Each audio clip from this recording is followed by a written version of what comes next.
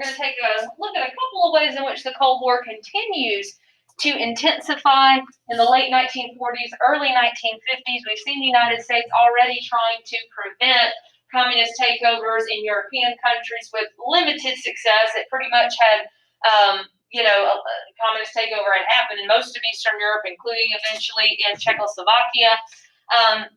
But then in 1949 turns out to be a year in which we see communism take a couple of big steps forward, much to the dismay of American leaders. So we want to look at kind of two major, what would have been considered sort of setbacks for the United States, for your pro-Western democracies, for the West, whatever you want to call that, in this fight against communism, and what gives further fuel to the argument that the Soviet Union wanted to expand their influence and expand communism and all of that.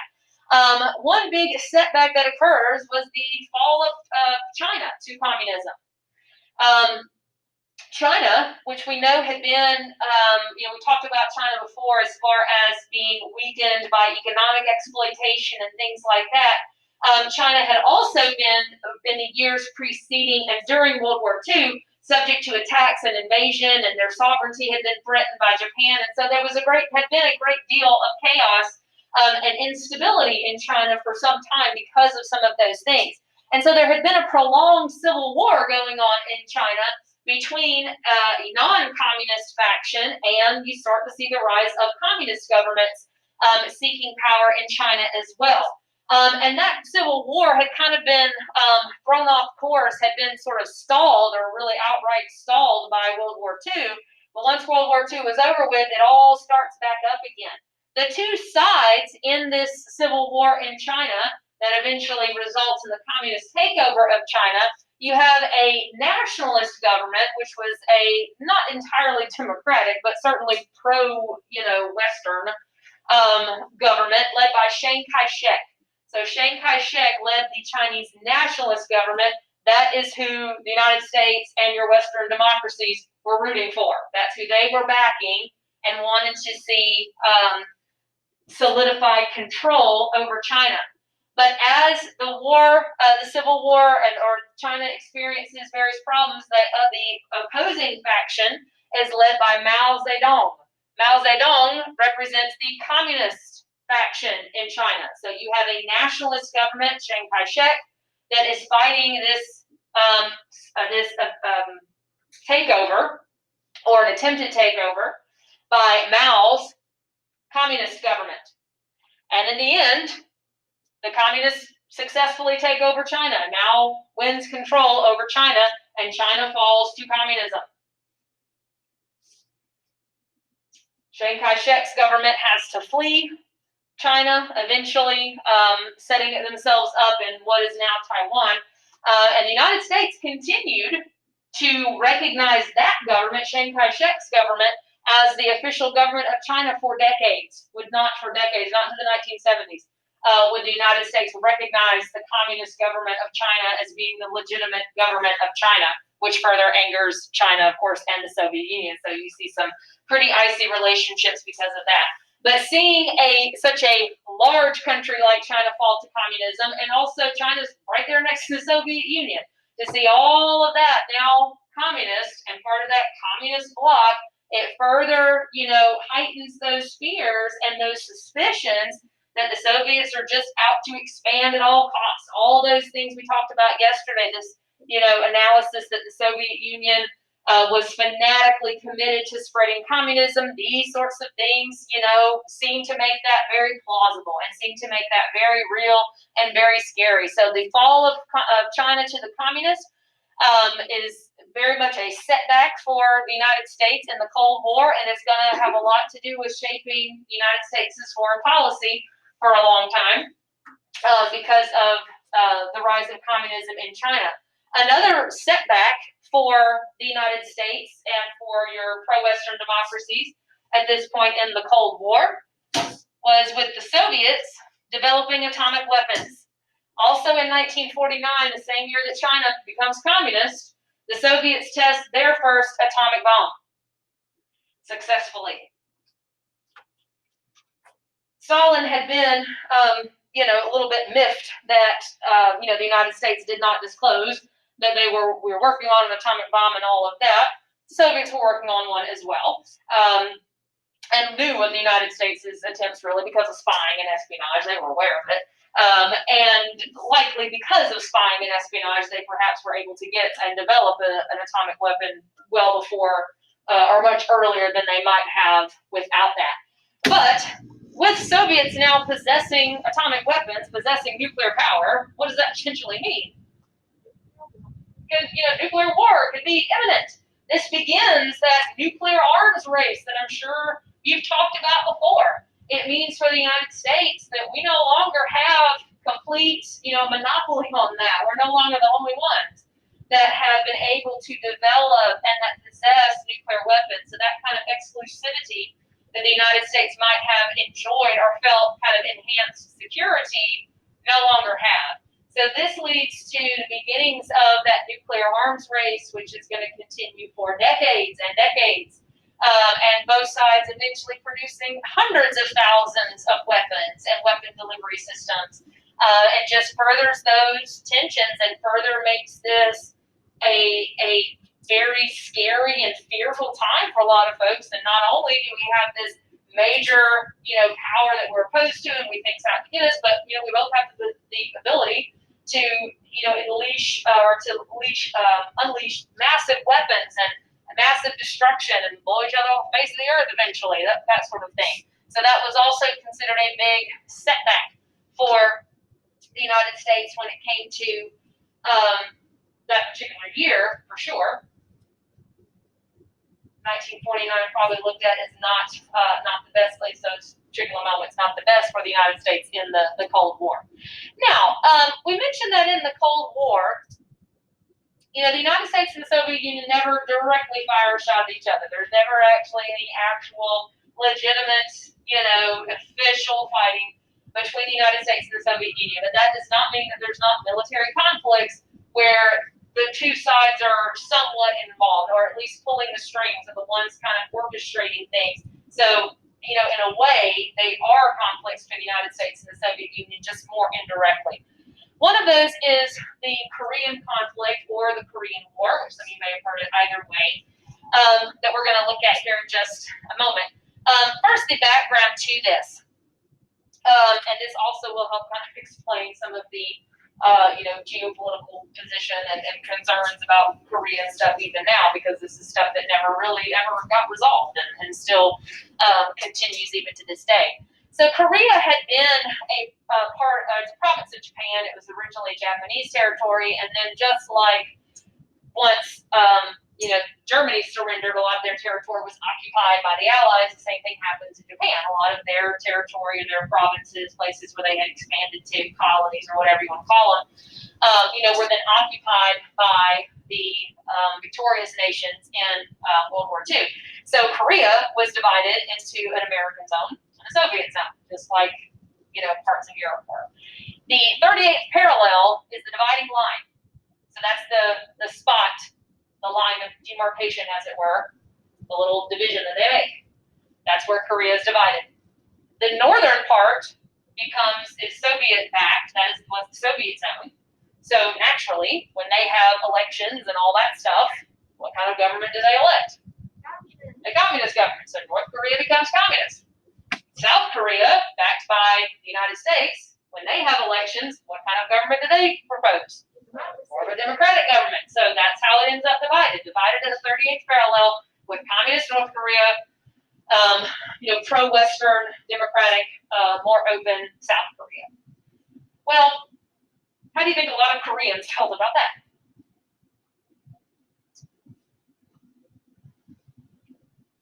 Or some? Yeah, I mean, one thing we kind of have not, mentioned, or have failed to mention, all this was not what most of the people who lived in these areas wanted. They didn't want to necessarily be divided. Some of them didn't care either way what kind of government they were affiliated with. But division was not something that was ever really meant to be part of the plan. And so we have this division, and then in 1950, in June of 1950, North Korean forces crossed over that 38th parallel to invade South Korea with the intention of, reuniting the country. The whole idea here was we're going to advance into South Korea and topple that government in South Korea so that we can unite Korea together under communism. So, like with Germany, this was a temporary arrangement that ended up being kind of permanent. Both sides can't agree on any kind of, formal agreements to reunify. And so North Korea decides, backed, of course, by the Soviet Union. The Soviet Union not doing it directly, but you could see them kind of, nudging them, poking them back to do this. And Stalin and the Soviet Union kind of taking a gamble. They ended up being wrong, but taking a gamble, thinking the United States isn't going to do anything about it. That the United States will not react and will not want to get involved in anything in Korea. But they were wrong about that. Truman, still President Truman, this is kind of one of the first real big tests of containment. The policy was you can't let communism spread. If North Korea takes over South Korea, then communism spreads. So Truman decides we can't allow this kind of active aggression happen. We do not want communism to expand further. Now, what he does a little bit differently, though, instead of taking direct military action in Korea alone, and instead of going to Congress to ask for war or to ask for appropriations for a military action, he goes to the UN. So this ends up, the Korean conflict of the Korean War was not necessarily the United States acting unilaterally by itself, but it was a United Nations-led action, a police action, as the United Nations would have phrased it. So the United States provides actually most of the force. It is about 80% fought by the United States and by American forces. But there were multiple other nations that sent forces to Korea as well. So it was not just the United States, but it was overwhelmingly the United States. But it was a so-called police action. We're not here to take over North Korea. We're not trying to destroy North Korea. We just want to, push them back to, get things back how they were. Put things back to how it was when the fighting first broke out. Now, we're not going to look into the specific campaigns. I don't want to get bogged down into the actual course of this fight. But the war at first, North Korea advances very quickly, and it goes very badly for South Korea and for UN forces at first. Now, UN forces, I'm going to ahead myself before I get to that. Now, something that had actually been issued a few months before Korea, but that has relationship to it.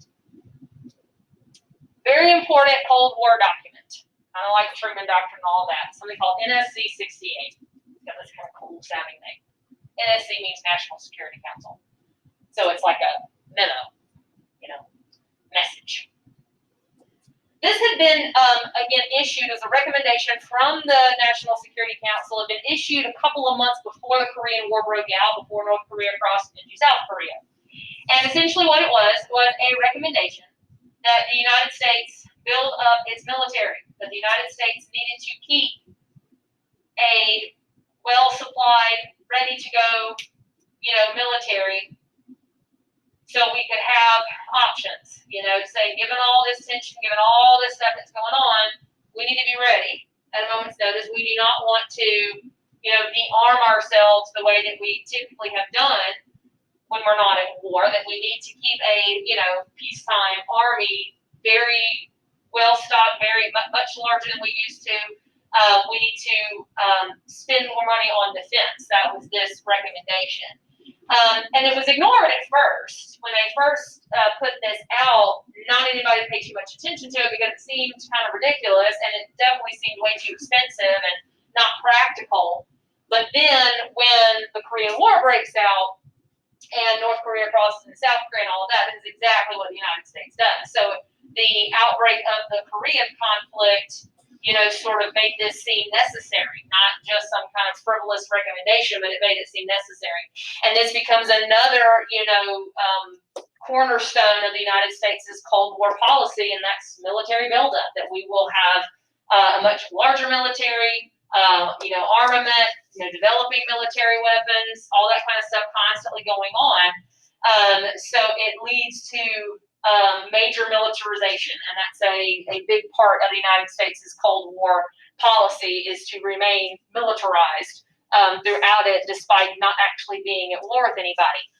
Now, going back to the Korean conflict, so again, that is making NSC 68 seem more plausible and necessary.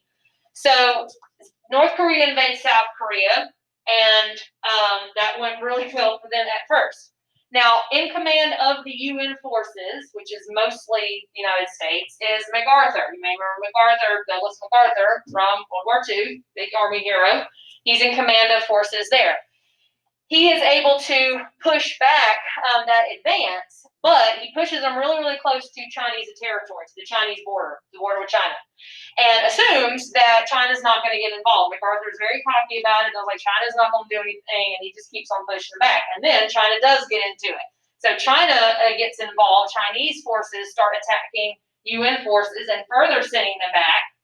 And that makes MacArthur so mad that he is advocating for like massive retaliation. He wants atomic weapons. He wants a full blockade. He wants everything they've got. He kind of just goes off on this rant publicly, or to Truman and then publicly, about how the UN needs to retaliate with all force necessary. Well, Truman doesn't want to hear any of that. Truman is quite hesitant about that, as a lot of UN leaders were. Why do you think they might have been hesitant about that? They don't want World War III here. Okay, they're like, this is a police action. This is not about engaging a full-scale war with China. We're not going to be dropping nuclear bombs on anybody. Tone it down. So they refuse to allow any of that, and that lays MacArthur to start criticizing Truman. And he starts publicly in the newspapers and everywhere else talking about how Truman is a coward and that they're wrong and they're going to lose this thing and that he's right, Truman's wrong, and just really starts bad-mouthing and in Truman's view, being quite insubordinate to him. And that leads to Truman firing General MacArthur for insubordination. And you can imagine, MacArthur was a big war hero, you know? So how do you think it looks when Truman fires him? Heartless. Well, heartless, but also... They don't like him. What now? So who?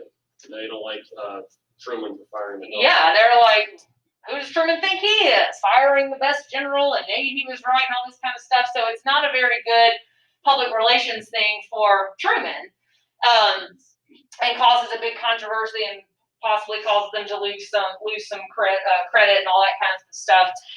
And eventually the conflict ends after Truman leaves office in early 1953, and it ends eventually with a truce, and the boundary is restored at the 38th parallel. Things go back to how they were prior to the outbreak of the fighting, and that is how they remain to this day.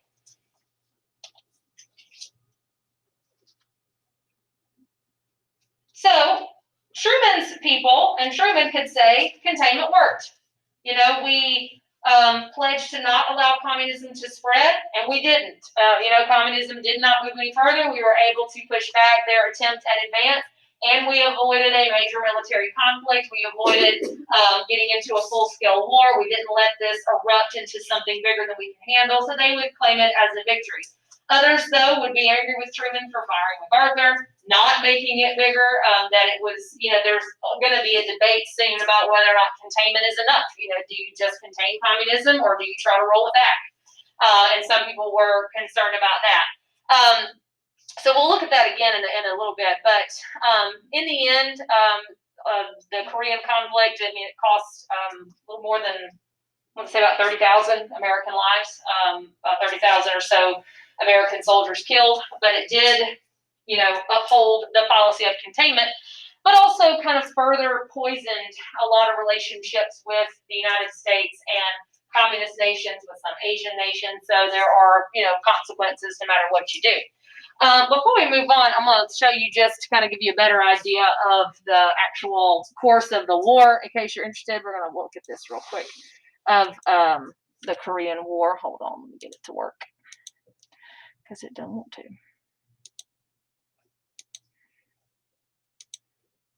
worked yesterday.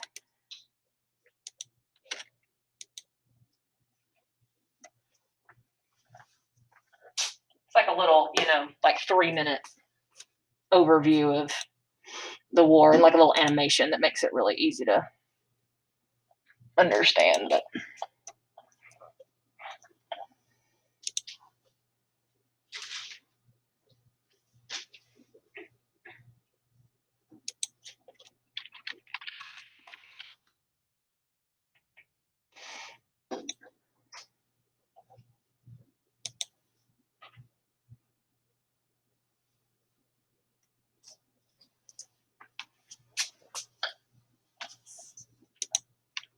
The Korean War, oops, June hold on. 25th, 1950.